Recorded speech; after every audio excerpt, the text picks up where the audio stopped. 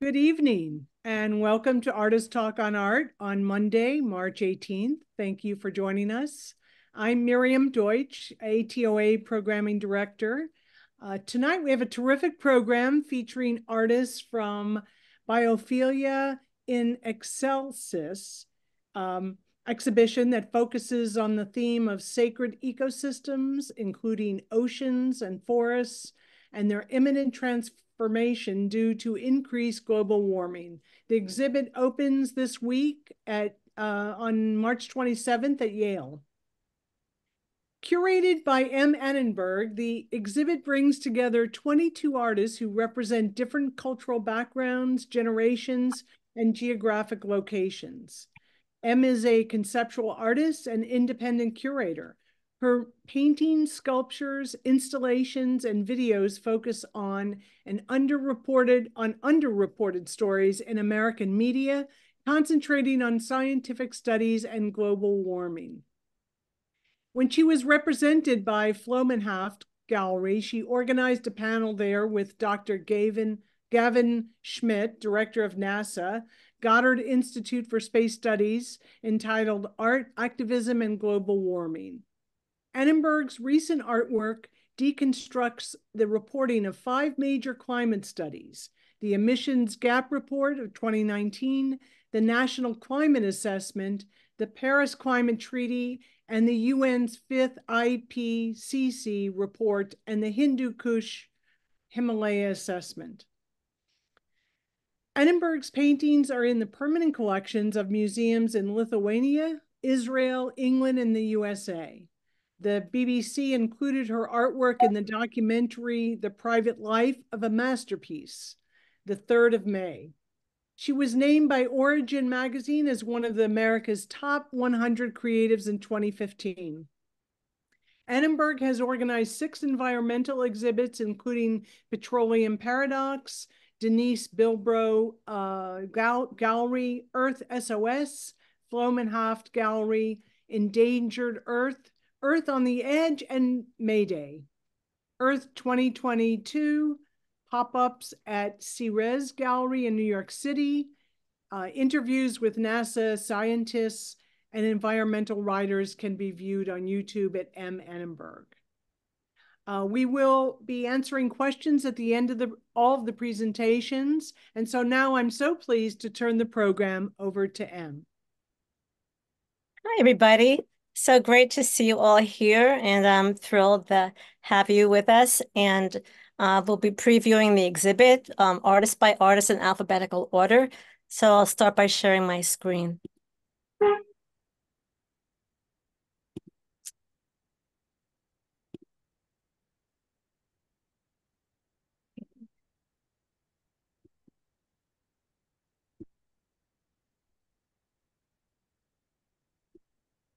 Okay, so we're called Biophilia in Excelsis. And I curated Biophilia in Excelsis to highlight our climate crisis and the impact of global heating on our ecosystems. Biophilia is Greek for the love of life, and in Excelsis is Latin for in the highest. Therefore, the title means love of life in the highest. We are witnessing the extinction of species, wildfires that consume thousands of acres, and extreme precipitation in the form of rain bombs and atmospheric rivers. This show is timely and urgent to bring awareness of these changes in our biosphere to the attention of the public. Most broadcast and print journalism does not address the situation as an emergency. The investigative group Media Matters has documented that less than 1% of reported broadcast news covers the climate crisis. The majority of museums and galleries also do not address this dire and growing threat to our future. The artists of Biophilia reject the goal of 1.5 degrees put forward by the Paris Climate Treaty. We reject the continuing decline of species the increasing threat of wildfires, and the floods encroaching on our coastlines. The increasing temperature of our oceans and atmosphere is unacceptable. Emissions must fall now. So since we're going alphabetically, my last name starts with A, Annenberg, so I'll be going first. This is a digital print called Sledding Down a Slippery Slope. This artwork is about the consequences of soybean production, which provides cheap feed for the fast food industry in an area called the Cerrado. The Cerrado is located in central Brazil and has the richest biodiversity of any savanna in the world. Savannas are characterized by wild grass, shrubs, and small trees. Deforestation has moved from the Amazon rainforest into the savanna. Native plants have deep roots. When they're destroyed for the monocrop of soybeans, the soil dries out. The process of evapotranspiration is interrupted, whereby plants and trees normally take in groundwater and release the moisture through leaves, creating atmospheric moisture. There is less rainfall. This results in an increase in local average temperature and susceptibility to drought. A hotter atmosphere creates more intense storms. In this digital print called Sledding Down a Slippery Slope, the soybean plant is drawn in the corner and evolves into storm clouds in the center of the composition. This is actually a detail from a larger sculpture, which I will show you now.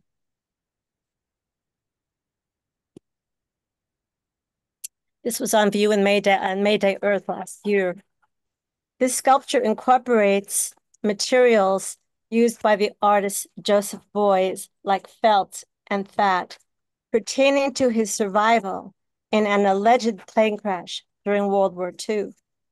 This element symbolizes our challenge to survive global warming.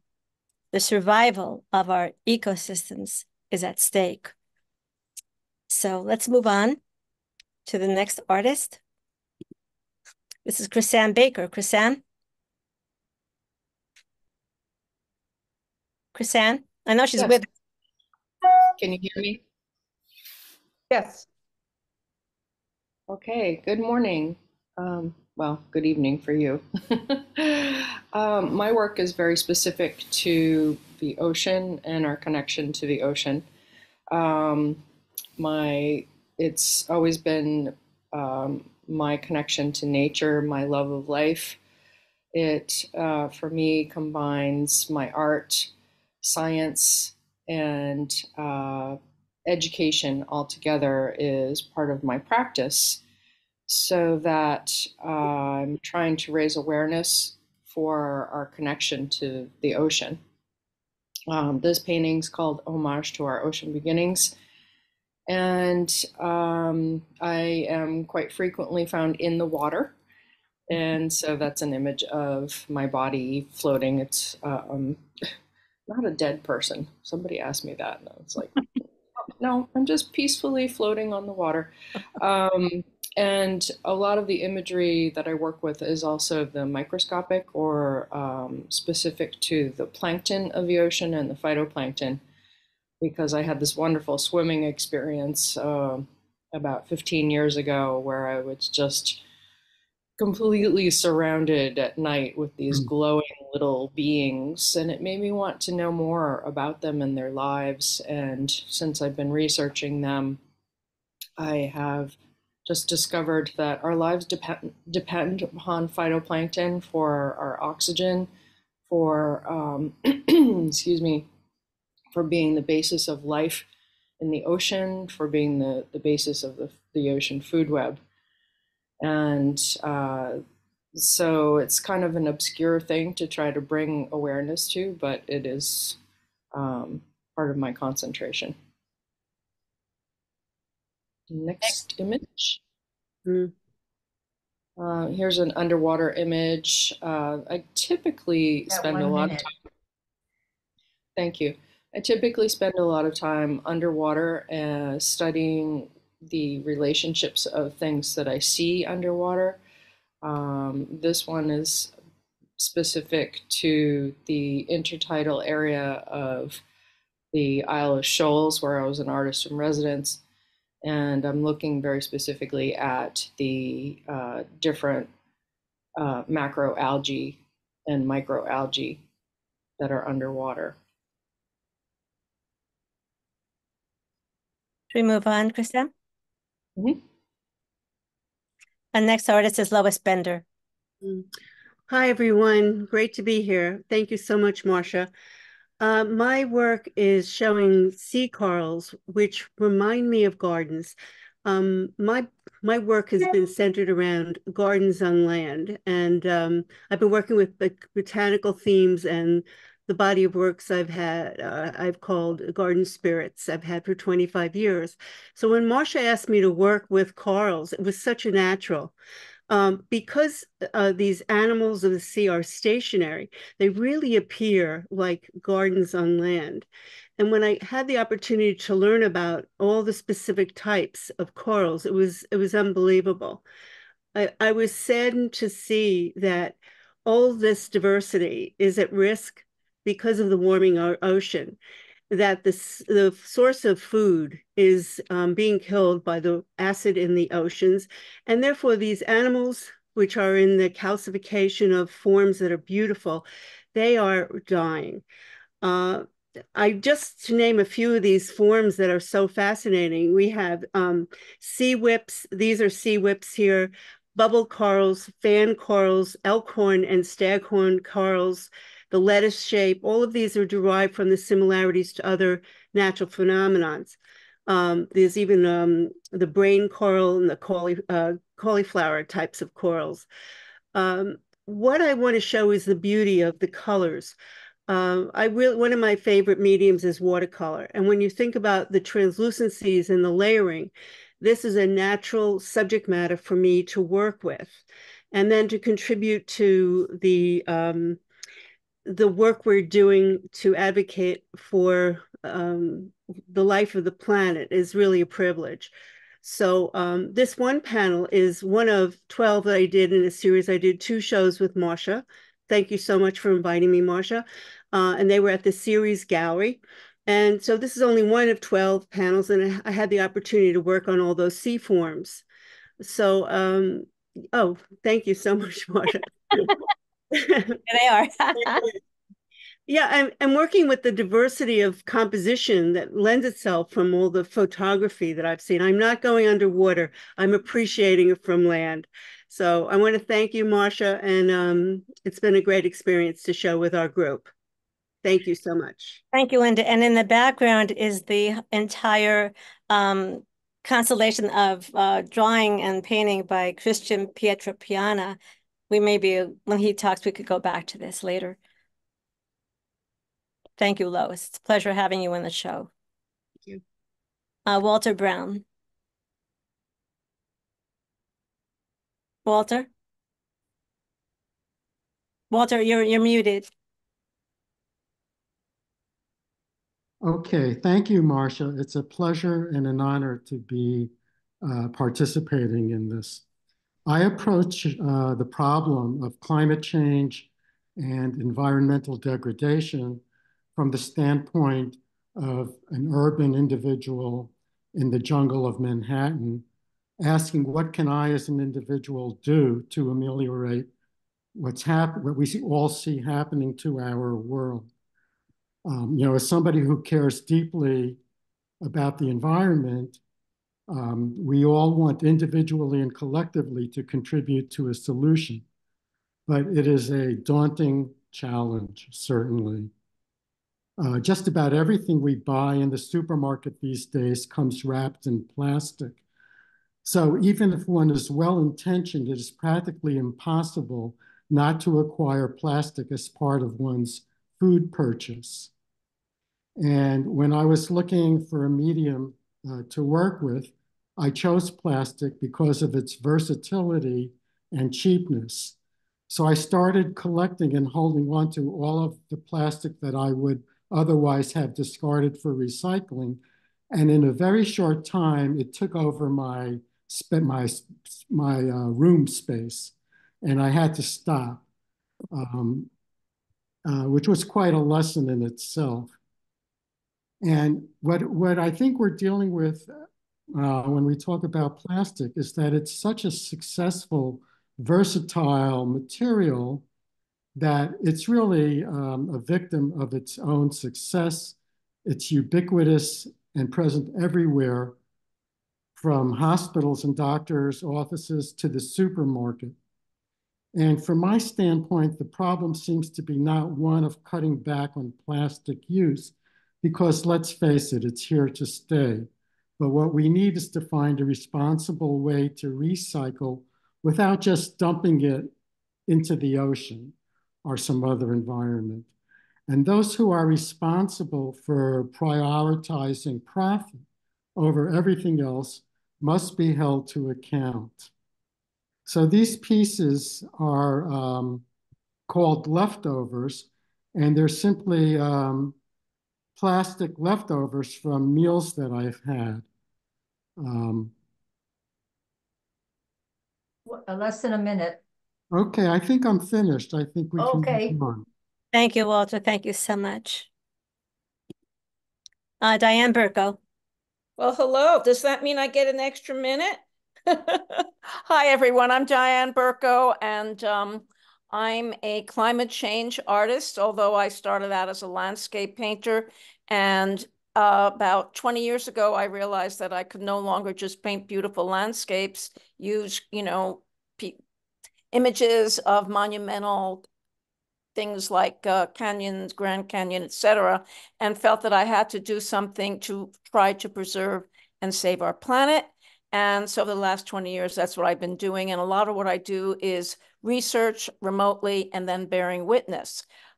This piece from 2020 certainly wasn't about bearing witness there, because you all recall it was COVID. And so this is a part of a series of canvases that I did about issues at that time, which were COVID, which were also forest burning in the West. And it was part of a series that led to an 8-foot by 15-foot painting called Unprecedented, which was shown at the Royal Academy in London in 2022. We can go to the next one, please, which shows you more of what I'm doing now. I started out really with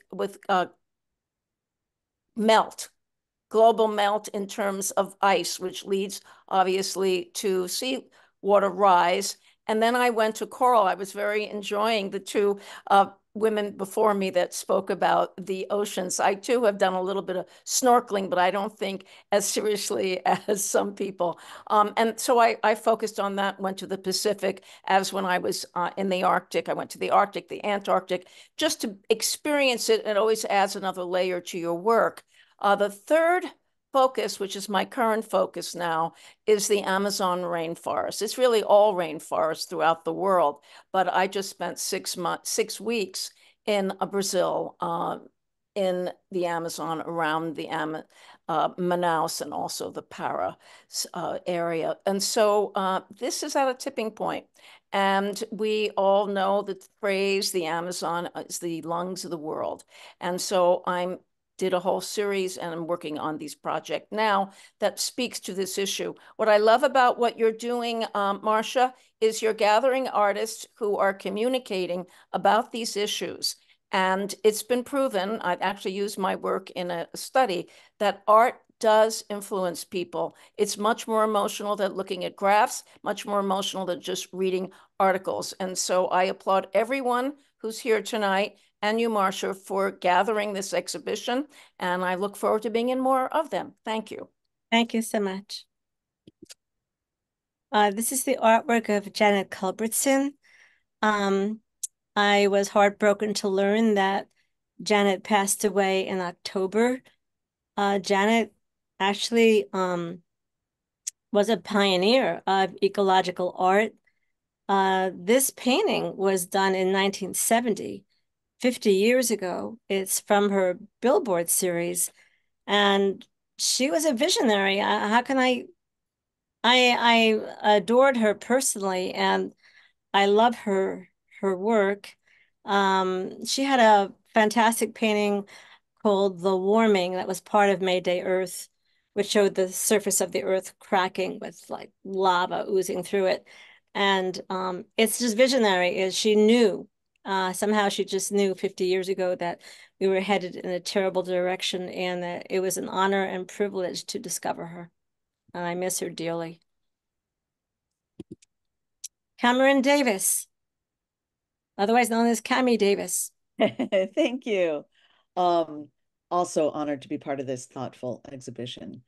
I'm exhibiting a print of the painting Earthrise, Amen, spelled EAARTH, like climate activist author Bill McKibben's book, where he's making the point that Earth isn't even visibly the same as astronaut William Anders' iconic photo taken in the late 60s.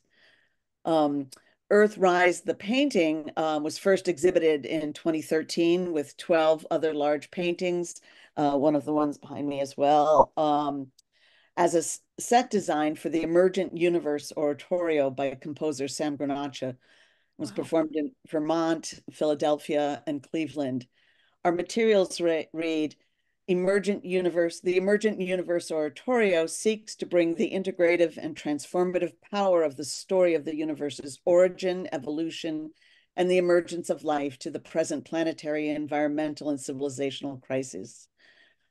So we worked in consultation with Mary Evelyn Tucker and John Grimm, founders of the Forum on Religion and Ecology at Yale School of Forestry, and with Brian Swim, using their book and film Journey of the Universe, inspired by Thomas Berry. We used that as the framework for our collaboration. During the pandemic, Sam, his wife Paula Granaccia, educator John Cimino, and I rewrote the libretto to this oratorio to reflect the changing science in these last 10, 12 years, and of course, the increasing urgency. I re-entered the painting to more accurately reflect my sense of grief, along with an attempt to open to possibility, because that is an inherent quality of an emergent universe, as we try to align and become coherent with conditions conducive to life, right? So I'm currently working with an animator using details from this work as well as 20 other paintings for an 80-minute animated stage set for a forthcoming performance of this reiteration of the oratorio with Albany Pro Musica in July 2025 at RPI's Rensselaer Polytechnic Institute's MPAC. It's their Experimental Media and Performing Arts Center in Troy, New York. The print in Biophilia in Excelsis, I'm sorry, I'm saying it like I sing it, sorry, has a QR code, a QR label linked to the fourth movement of the oratorio, which is also called Earthrise, Amen. So after the concert, both the online, the visuals and the recording will be available. And so this print is a little taste for even more to come. Thank you. Cammy, is the original painting acrylic or oil? Acrylic. Thank you. Mm-hmm. Noreen Dean Dresser. Noreen? She was here before. There you are. Good evening. I'm here. I'm here, Marcia. So I'm very intrigued to be in this conversation, and my work is interested in raising questions in the viewer. I take a long view of art that has been transformative for people and has been that point of bringing into them in the journey inward is to take them to a question in themselves about their participation. And so, like Marcia's work, deals with what we are told and what we are not told. She has brought up really important points about what's not being revealed or not being emphasized in various kinds of press media and other forms of things that may draw to the public's attention. My question is that this is a wood panel. Obviously, it comes from a tree. And in that, the drawing is actually from a nub of a bush that was in my, that was on my property in the back. And I drew it carefully on Arches paper, which of course we all know is a pulp, comes from a wood product. And then it is, everything is burned carefully with torches and various things. But what I'm closing in on is that the fire is coming for this root. And it is held, and so that the carbon, it's drawn with carbon and graphite, which again is another product of trees. It's hung on wooden matches, which is really important for me. We don't have a close-up of this. But in that, the match head is not lit.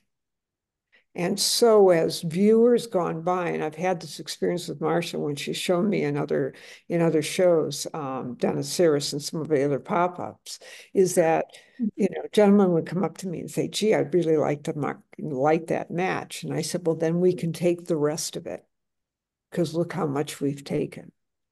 And so I'm asking the question, or wanting to put forward to the viewer, is who are you in the matter? How are you participating? What objects do you choose to use? What objects do you choose not to? Because I think that we need to look at our human consumption, and that if we all do more with less, it will make a huge impact, because, in many ways we drive the market. And I think we can take seriously our ability to influence government or other things, but there has to be a change of heart at the core. And so that's I'm hoping. over time, Noreen. Okay. Sorry. No, that's fine. Okay. Thanks. Thank you so much, Noreen. So beautiful. Thank you. Danielle Eubank.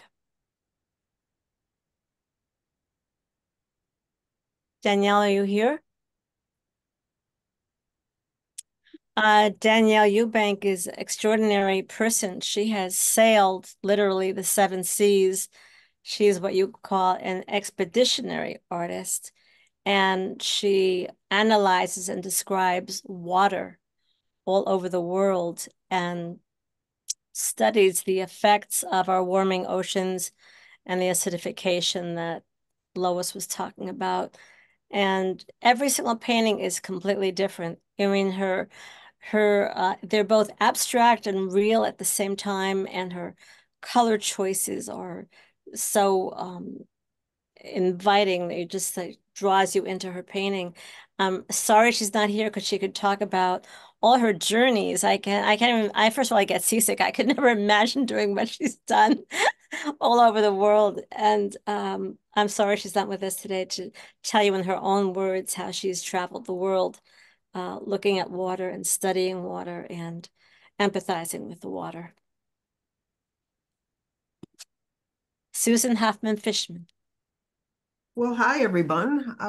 I will begin by saying that all of my work is about water in the context of climate change.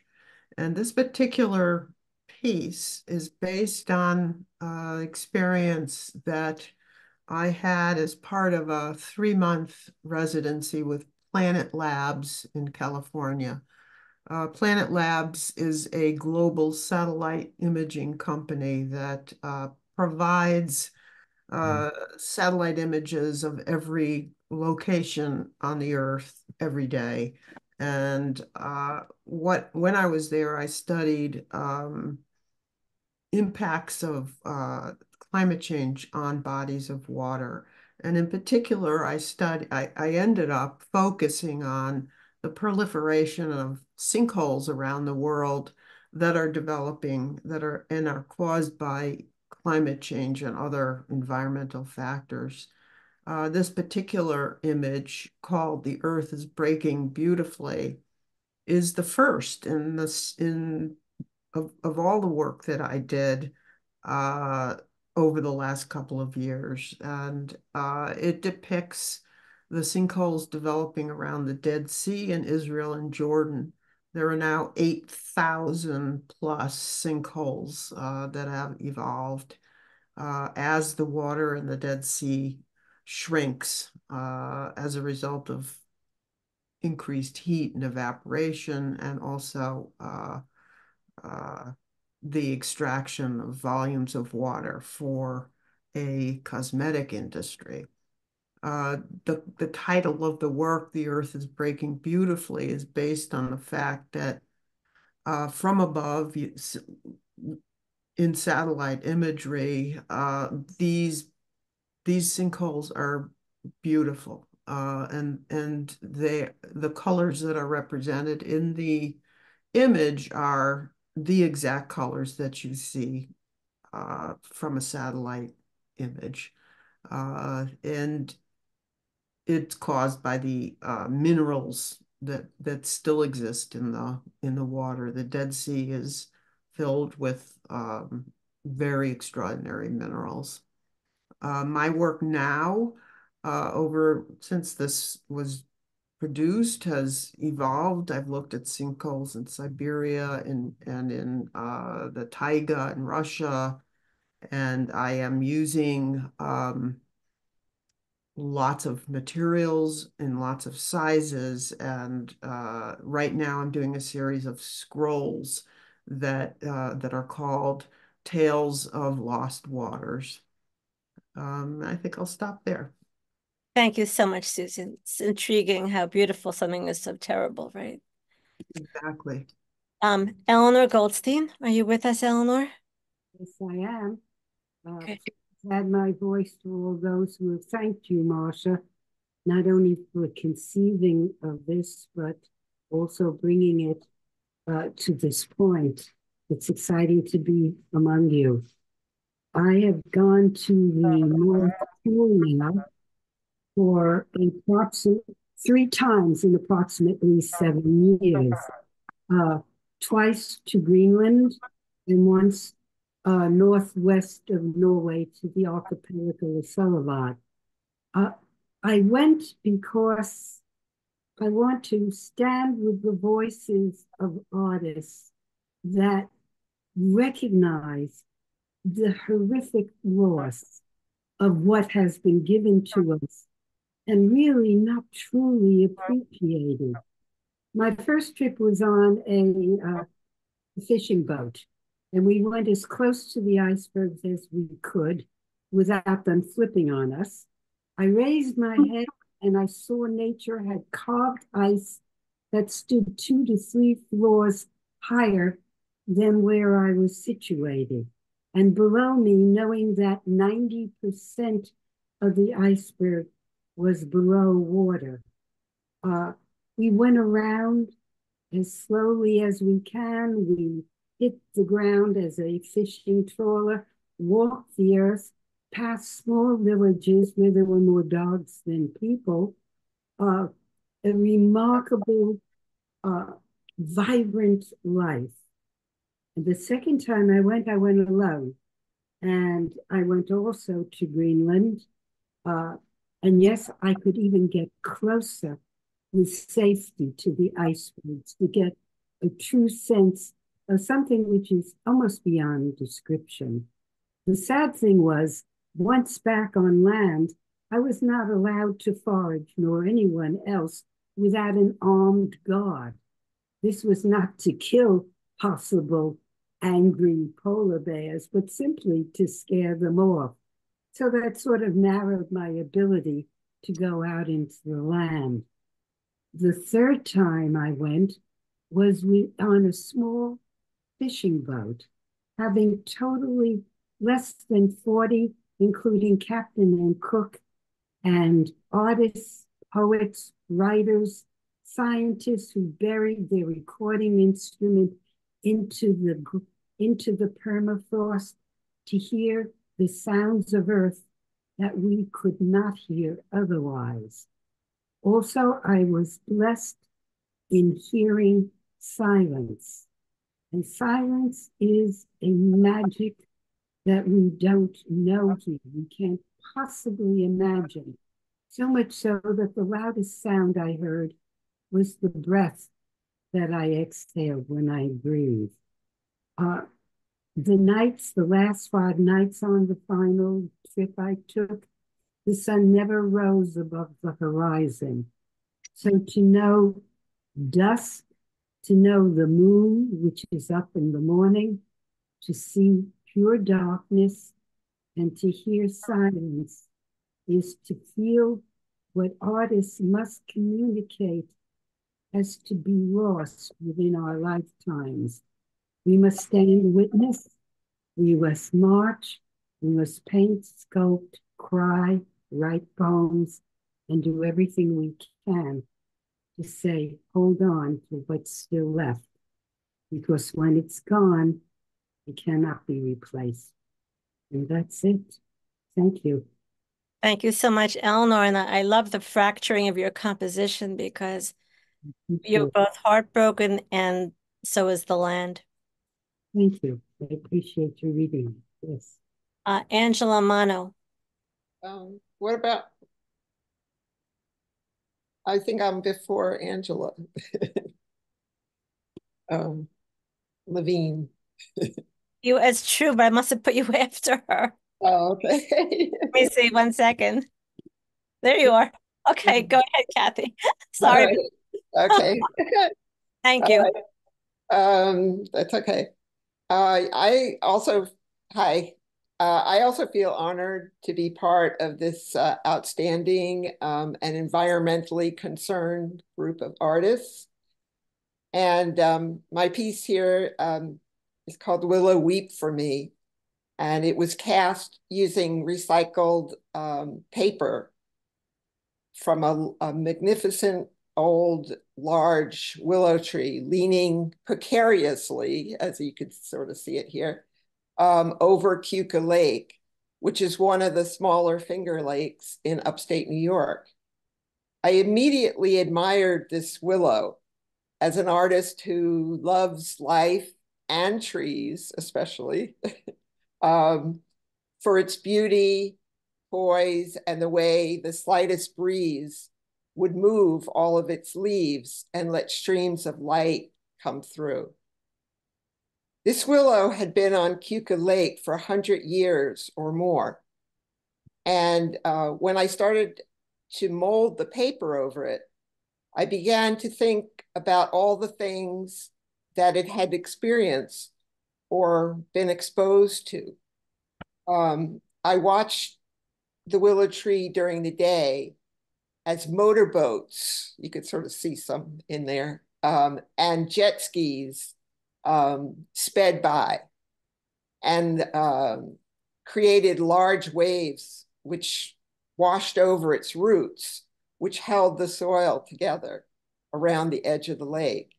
It also provided a cool place to sit, watch, and think, as well as cleaning and oxygenating the air. I thought about something that someone had said to me that I met in the area while I was there as an artist in residence. They said, in the last year, which was 2019, that Lake Keuka had reached the highest water level that had been recorded due to climate change, which I thought was, and all the homes around the lake had been flooded and many of the trees had fallen down. It was then that I started to feel sad and thought of the name Willow Weep for Me because of the destructive impact that we humans are having on our environment.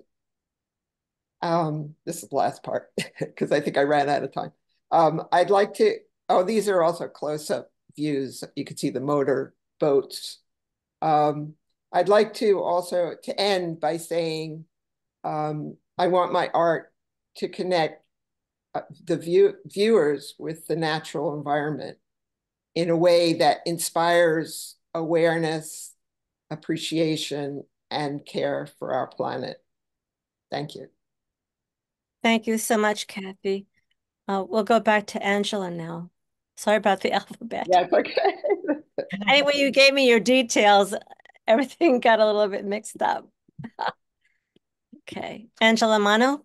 Yes. Hello, everybody. It's just extraordinary to be watching this this program where so many of the diverse artworks are overlapping in such a way that I feel is creating a kind of synergy. So I hope you're feeling it too, because it's very powerful. The images you're going to see are from my series, Sacred Biodiversity, Contemporary Icons of Threatened and Endangered Species. And as some of you may know, I had many years of formal training in traditional Byzantine Russian iconography before departing from the traditional anthropocentric imagery and embarking on depicting radically different subject matter in the natural world. So in presenting these images in a traditionally religious form, I'm attempting to help foster what cultural historian Thomas Berry refers to as a reenchantment with the earth as a living reality. My work is conceived not only to bring awareness to the crisis, but like many others have said, to move people's hearts and minds in order to take action and prevent biodiversity collapse, which is a distinct possibility the way we're going. So since I started this project in 2016, I've learned that the main cause of extinction is habitat destruction. That is human encroachment by development, logging, monocrop plantations, and so forth. And this icon of the emperor penguin, which was created in 2023, is one of 19 species of penguins, all of which are endangered now. Because of the receding of sea ice due to global warming, they are losing needed space to breed, raise chicks, and to avoid predators. Their key food source, krill, is also declining because of melting ice, ocean acidification, and industrial fishing. In November of 2022, there was a 100% reproduction failure at 4 or 5 breeding sites in Antarctica, where thousands of penguin chicks drowned or froze when the ice disintegrated. Next image, please. This is the Andean flamingo, which was created in 2019. This beautiful, graceful flamingos range spans numerous countries in South America: Argentina, Peru, Bolivia, Chile, and Brazil. It is listed as vulnerable, which is just shy of endangered. Threats to their existence are mining and quarrying, human intrusions, and disturbance to habitat from recreational activities, climate change, and severe weather, droughts, storms, and flooding. Next. And this is the chambered nautilus, which was also created in 2019. This creature has been around for about 500 million years, even before the dinosaurs. The main threats are overharvesting, habitat loss, and climate change. Populations in some areas, such as the Philippines, are declining due to overfishing. One serious climate change-related issue is ocean acidification, which affects the nautilus's ability to build its calcium carbonate-based shell. That is all. Do I have any remaining time? Babs? Stop. You're at 3:35. I guess not. Sorry. I guess not. Okay. All No right. time. Thank you, Angela. Thank you so much. All right. Okay. Paul Miller, is Paul here? Paul always sends me to the dictionary. He calls this piece a fractal apophenia. Paul has been to the Arctic. He's been to the Antarctic. Paul is a Renaissance man. He is a composer. He is a DJ. He's a writer. He's an artist. He's a photographer.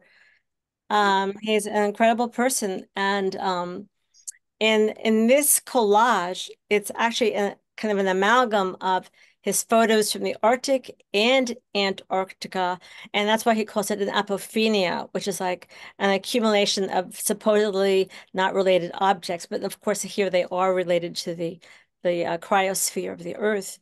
And the word fractal relates to geometric form. I was never a mathematician. I can't tell you much about what fractals are. I'm sure somebody here would know more than I do, but they're supposedly smaller dimensions of geometric shapes. If anyone has a better definition, perk up. But it's quite a beautiful thing. It's a combination of landscape, photography, collage, geometry, very interesting work. Cristian Pietrapiana. Cristian, I know you're there. Cristian? I'm just curious. I could explain fractals real quickly if you'd like. Please, I would love you to. So fractals are repeated patterns that happen on a macro and a micro scale. I think it was Mandelbrot discovered it. In essence, it shows, it speaks to as above, so below. It's specific structures that do come up in nature, but when you zoom in to the small, it's repeating the large. So the fraction represents the whole, and the smaller you go, it happens. This is sort of a breakthrough in mathematics, geometry, and a lot of artists play with it.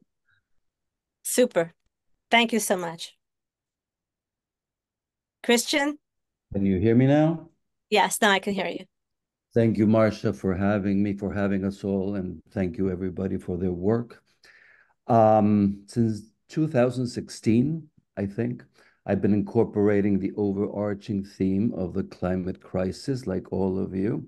I select headlines, images, and passages from the news, mostly from the New York Times, and I recreate, or I try to recreate, new images so viewers can explore them, make connections, and hopefully ultimately think critically and independently. In this particular piece, called Time for Another Close-Up, I re-examine how we did since the creation of Arbor Day, later called Earth Day, on April 22nd of 1970 by Senator Gaylord Nelson of Wisconsin. Before Earth Day was created, there was no EPA, there was no Clean Air Act, no Clean Water Act, and no regulatory mechanisms to protect our environment. How we did? We all know how we did. I don't think we were passing that exam. According to the Rainforest Foundation USA, today actually, 2023 or 24, rainforests span only 6% of the Earth's surface, but are home to half of the world's animal and plant species. In 2023 alone, 26 million acres of Brazil's Amazon rainforest were scorched. That is a 35% increase from the previous year's deforestation. It's my kind of region. I'm originally from Argentina. I usually stop by Brazil a lot. And I'm preaching to the choir, and I would like to finish for other people who are listening what to do with this big overarching theme. There are many things we can do. You all know the possible solutions. If I have to synthesize it in 2 points, contact our government representatives, demand strict legislation, and we also have to do our part and adjust our consumer habits. For example, in the case of the rainforest, eat less meat or cut it all at all. Because they're using it a lot for ranchers, for cattle, to have more beef and sell burgers at McDonald's for $1. That's my 5 cents. Thank you, Marcia, and thank you, everybody. Thank you, Cristian. Elisa?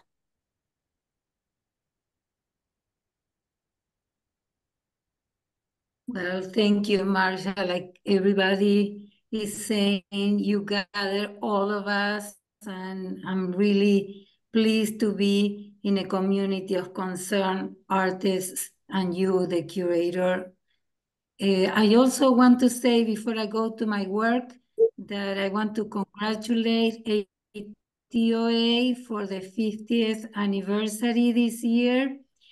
They are providing a wonderful place for us to talk about our work and to learn more and share art with everyone.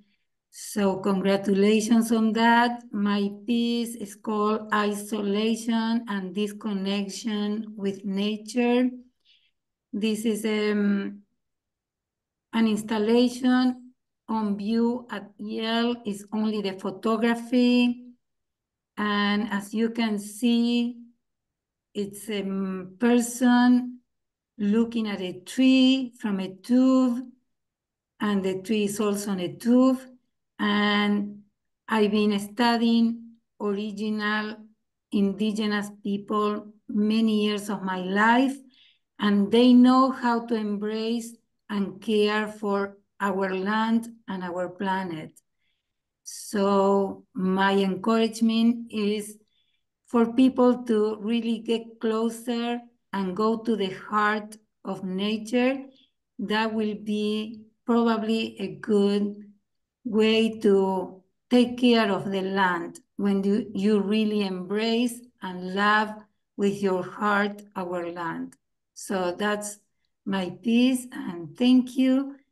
And I hope to hear from other artists. Thank you so much. Thank you. Lisa Reindorf.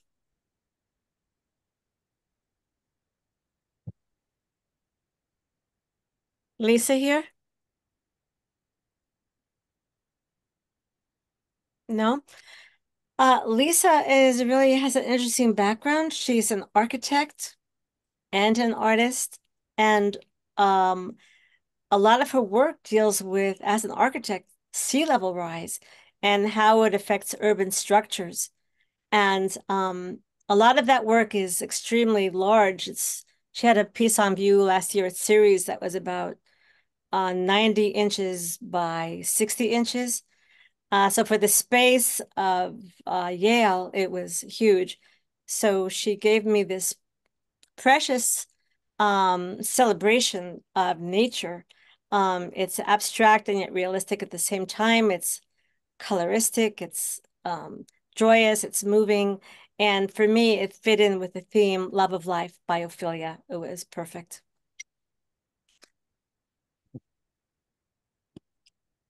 Babs Reingold. Hi, everybody. Again, thank you, Marcia, for including me in this show, and to ATOA for hosting this. So I'm going to start right away. My slide is distorted, but okay.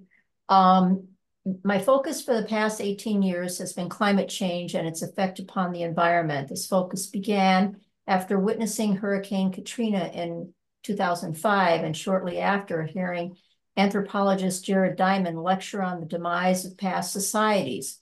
It was Diamond's comment on the demise of Easter Island from his book Collapse, How Societies Choose to Fail or Succeed, that really stuck with me.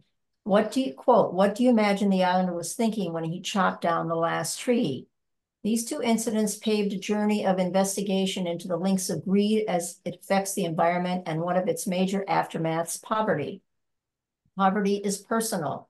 As a young teenager, my father's illness landed us in a city housing project, east side of Cleveland, for 3 years. Hurricane Katrina, combined with thoughts of my own experience of poverty and Jared Diamond's words, manifested in a series of room-sized installations and sculptures.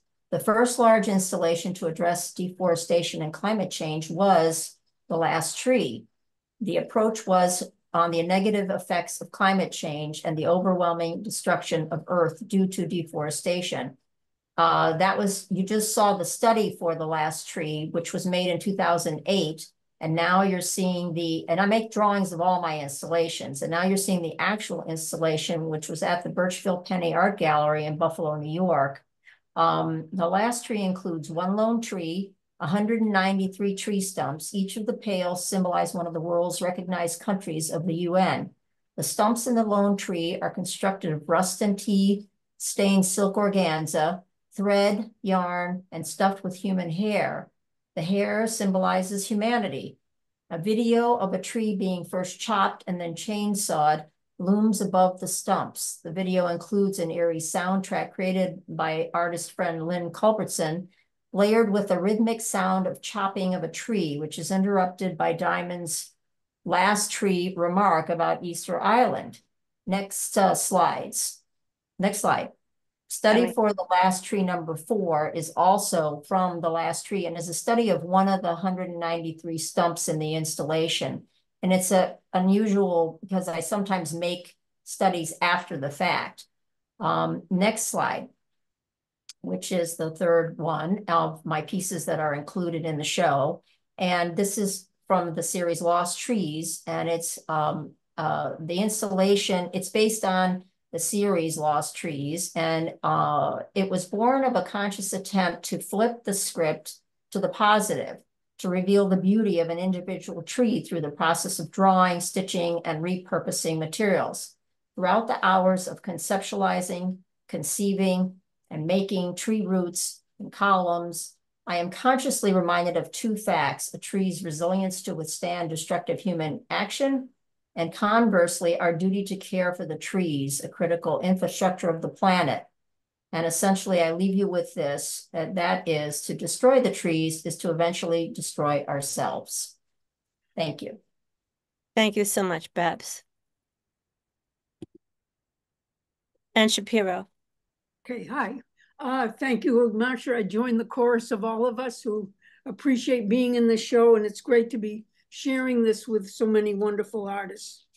My initial interest in climate change art came in 2002, and I give credit to Elizabeth Colbert, who influenced my decision. I had started as a landscape artist, and then we moved to climate change. I was stimulated also by the summers I spent in Deer Isle, Maine, Stonington specifically. I stayed there because my grandparents and my mother and her brothers and sisters were all born on the island. And it's that alone has given me the sense and knowledge about the many ways that climate change with its rising seas was going to affect this community and therefore the world. I'm incredibly excited to join this wonderful group. My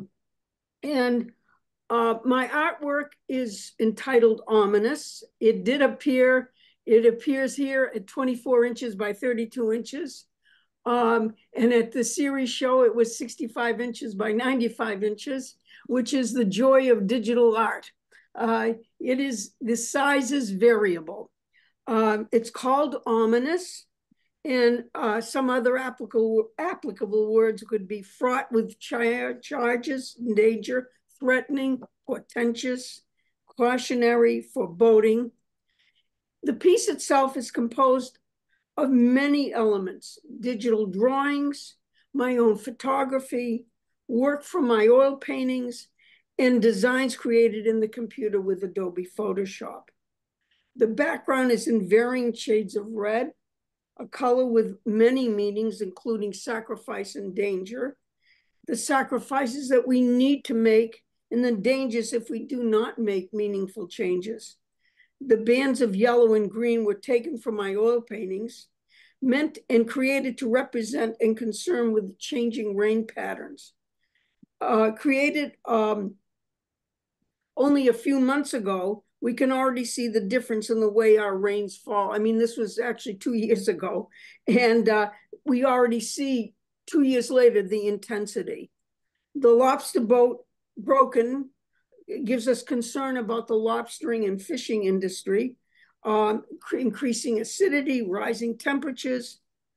In essence, Ominous strives to evoke a sense of danger and caution. And I hope that this painting will contribute to the collective conversation on climate change, urging us all to take heed and to act with urgency. I just ran across this the other day. As of August 2023, the North Atlantic was 2.5 Fahrenheit or 1.4 centigrade warmer than 2011. Thank you. Thank you, Anne. Thank you so much. Not sure. Thank you.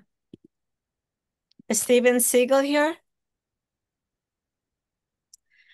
Stephen is a sculptor, and he, like Walter, he also works with detritus of our civilization with plastic. In this case, he created an installation on a campus. I forget which campus it was, Fredonia.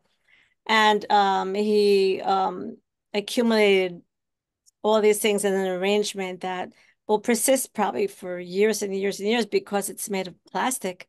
And actually, I think Stephen just came back from Europe. I think he was in Kazakhstan, where he worked with a group of students to create something similar on campus or in some part of the town he was visiting. I think he got a fellowship to do that. Very fascinating artist. Sorry he's not here with us.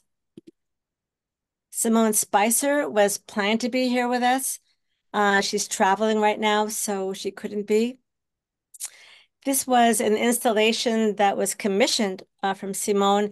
It looks like an igloo from the outside, but actually it's made of milk containers that have been emptied and washed out and shaped into an igloo. She's a really fascinating artist. She was part of Mayday Earth a couple of years ago, a series, and she did a replica of the Hokusai wave made of plastic with all kinds of plastic creatures coming into the wave and toward the viewer. A very fascinating work. I suggest everyone look her up. She's a wonderful artist. Suzanne Theodora White.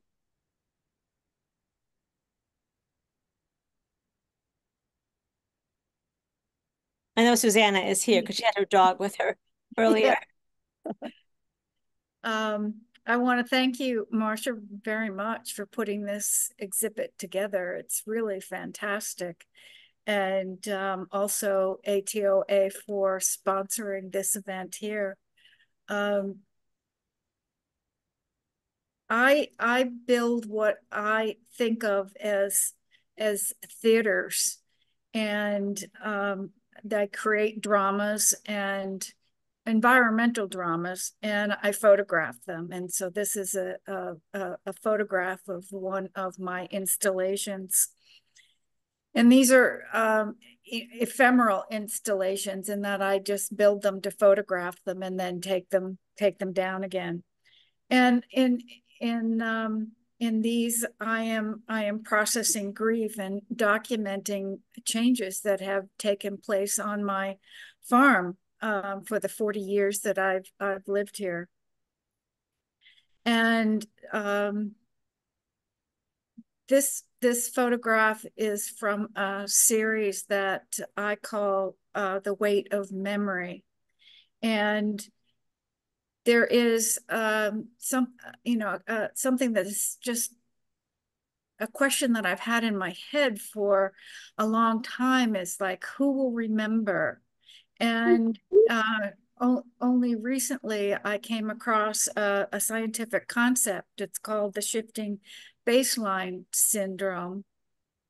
And it is the concept that through each generation, we are losing the memory of what nature we had, the environment we had. So people get accustomed to new normals with each generation. And recently, it's not even a generation. It can be just a year or two we get used to a new normal. So, I'm asking a big question is like, who will remember? And that's the entire premise of this particular series. Thank you, Suzanne. Your work is so fascinating to me because it's both realistic, metaphorical, symbolic, and emotional. To me, it's like reading a poem when I look at your work, because you know what it is, but then you're not sure exactly what you're saying, but it's resonating at the same time emotionally. So it's just I felt a total connection with your work. Thank you very much. You're welcome. That takes us to the end of our presentation. Wait a minute. Stephen Siegel is here. He is? He's here. He is here? Yes. We want to hear from him. We called you. We called you. Can you hear me? Yes, we can hear you. What do you want me to tell you? How this came about, and why were you in Kazakhstan? No, Kazakhstan was a number of years ago. This was Kyrgyzstan. Sorry. Next to Kazakhstan. This project was through an organization called ArtsLink, which is an arm of CEC International Partners. And I did a project with them 25 years ago in Russia and reconnected. And they were having let's just call it an art festival dedicated to waste, in particular textile waste, because Bishkek is the center of the textile industry in Central Asia. So they wanted a large sculpture of some sort using that material. But that's not what you're looking at here. What you're looking at here is a small plastic piece done at Fredonia, State University of New York, upstate New York, and that was almost 10 years ago. But, I just work with large quantities of pre and post-consumer industrial materials. And I don't come with a statement about it. I prefer to just make the object.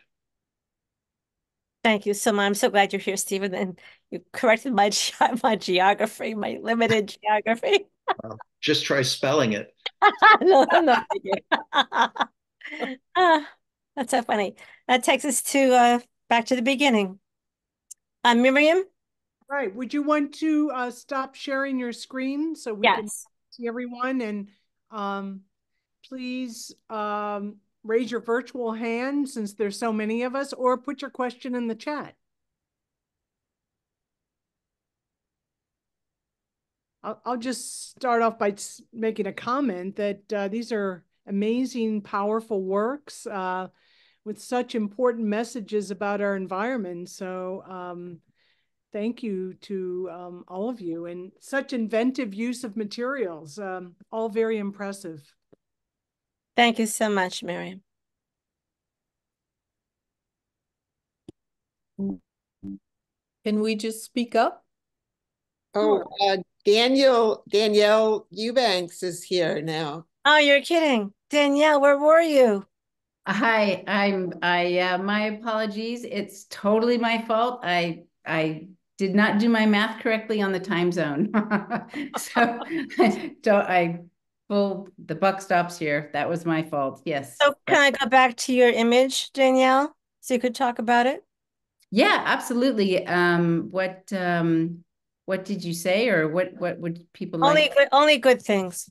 Only good things, yeah. I'm sure. And my apologies again. No, we all maligned you for not being there. Just kidding. Hold it against me for the next 50 years, I hope. Yeah.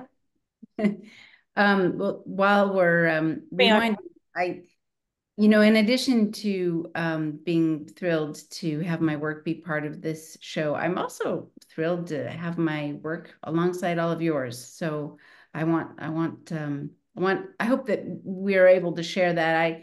I will be at the opening on next week, so that will be very exciting. Hopefully I'll get to see quite a few of you.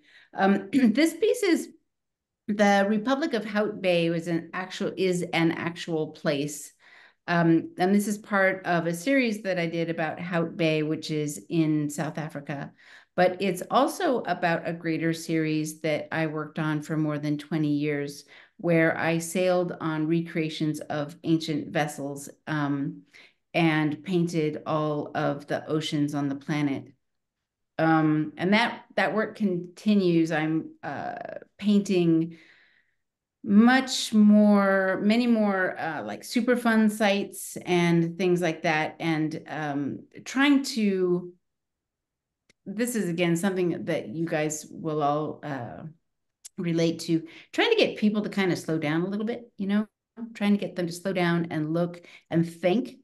My hope is that if people stop and look at the world around them, whether it be through art or ideally in the actual world, then they'll feel more passionate about it.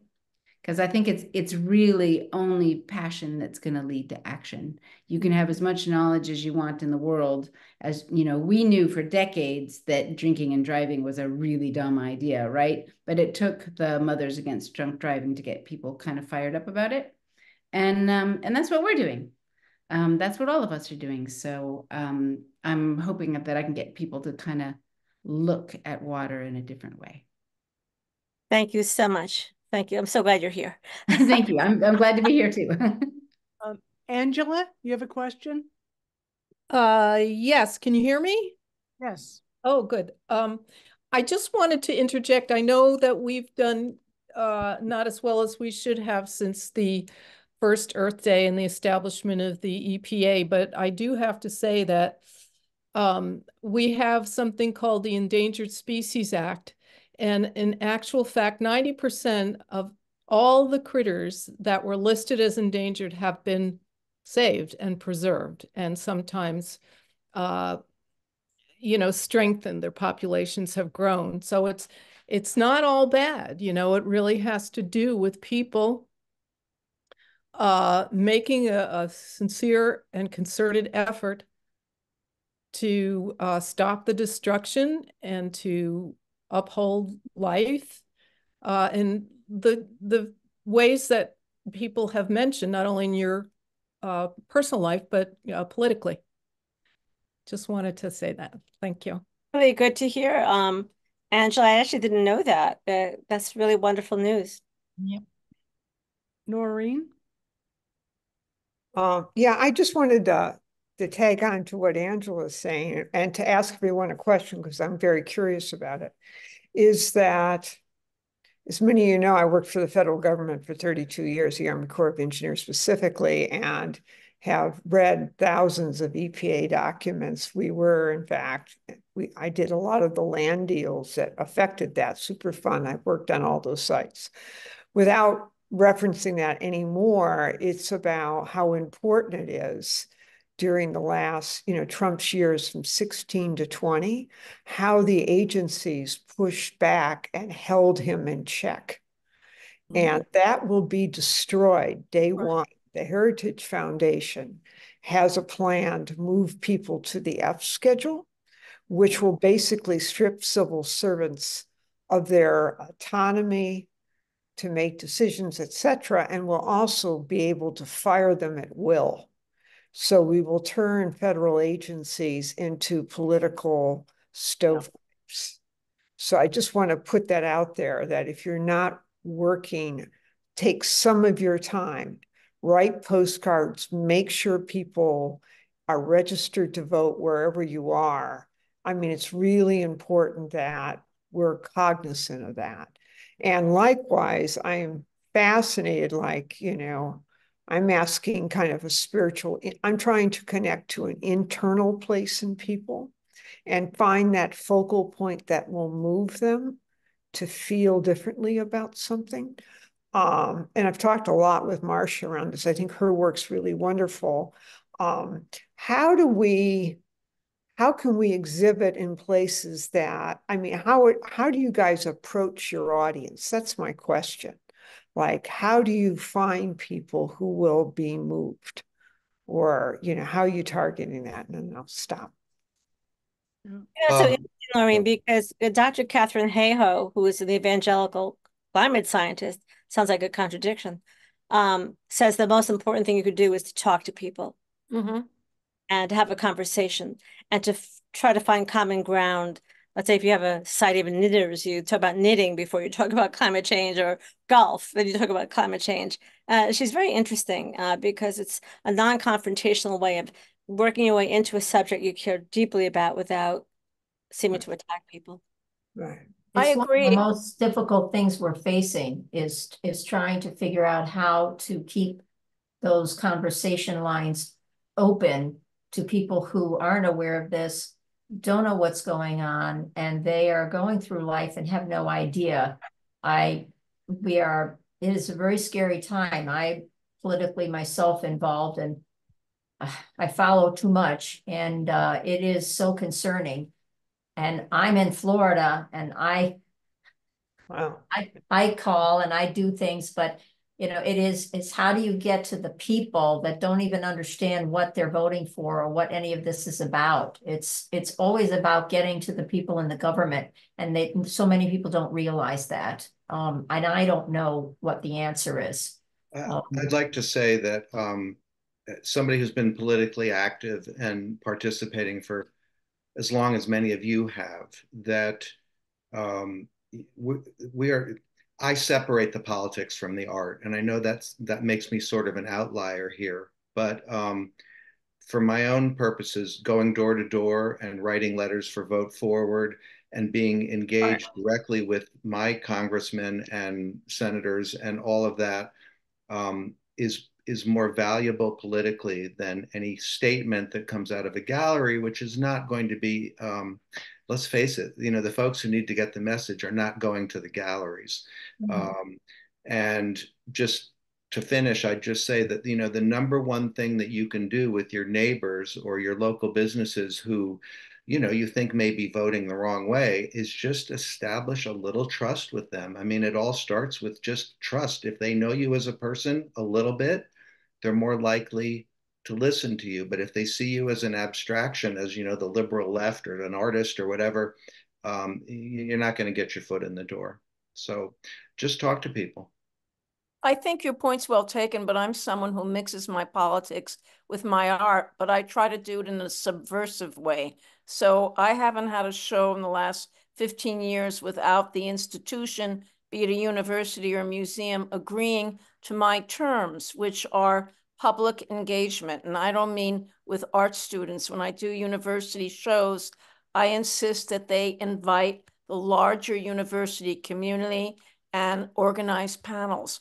And sometimes you get a lot of questioning students, a lot of students who think it's all bullshit.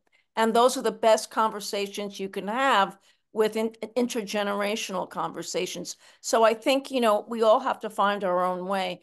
And, I've been a political animal all my life, too much so, but somehow I'm trying to meld the two, but making my art not scary, but beautiful. Mm-hmm. Yeah, I'd like to say too, I agree with it. I'm more of an activist, but I found that the best way to get to people is to have a workshop. And I have workshops where I have people like using the recycled paper that I make and casting it over things that are in nature, and it automatically connects them. Yeah. So they become connected without even thinking about it.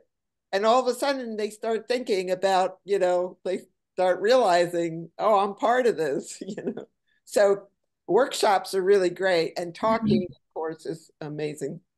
So my 2 cents. Yes, I would like to say that we are all doing our part. Politics is so important for this. And whoever is involved, I think that is great, just to influence our politicians. Also, we are doing our part, as I said, as artists and also as a community members. I think our work, our presence, everything will help, hopefully, to make more awareness of this situation. Just wanted to say that.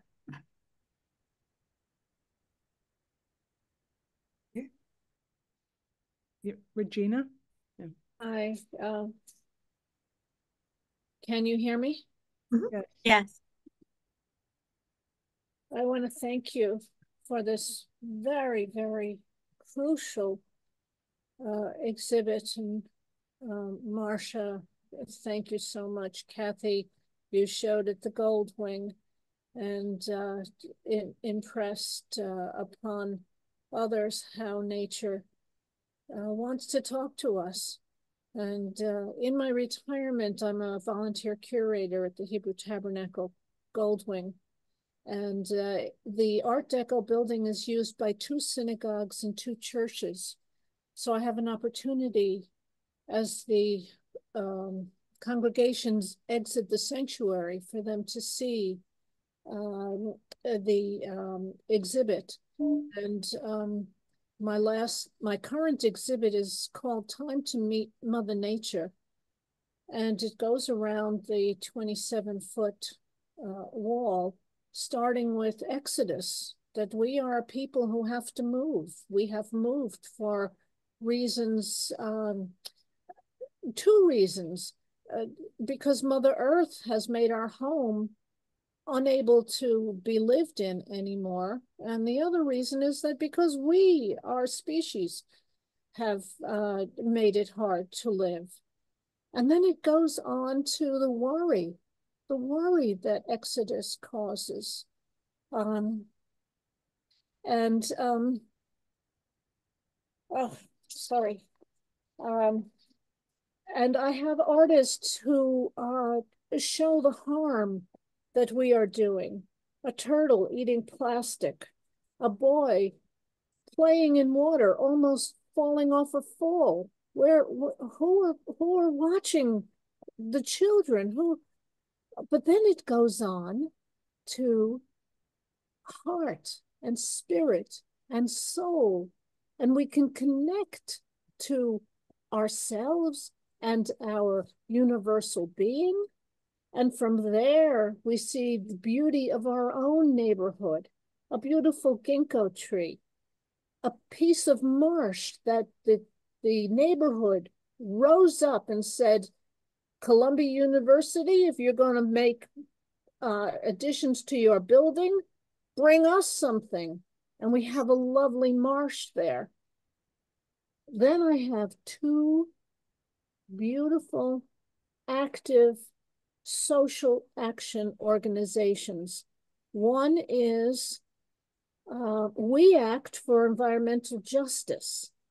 This is an organization that says the people in the poorer parts of town are dying earlier because of the environment and also beyond plastics.